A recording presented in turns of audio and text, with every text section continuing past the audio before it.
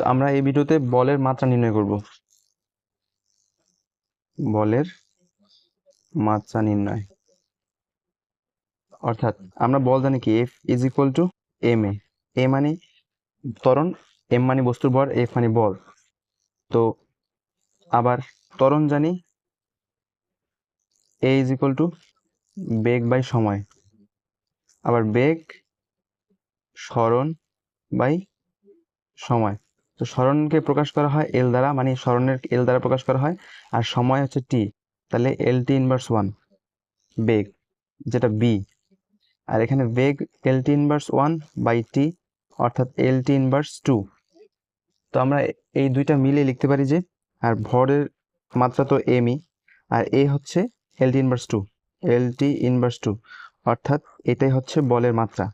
সুতরাং বলের মাত্রা এম এল টি ইনভার্স 2।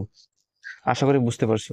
তাহলে সরণের একক এম আর সময়ের একক সেকেন্ড, তাহলে এম এস ইনভার্স 1, যেটা ওখানে বসে দিলে ত্বরণ A is equal to M S inverse 1 ভাগ সময়, তাহলে এম এস ইন সময়ের একক সেকেন্ড, তাহলে এম এস ইনভার্স 2, তাহলে বল হবে। আর ভরের একক kg, kg m S inverse 2 হচ্ছে বলের একক, কেজি এম এস ইনভার্স 2।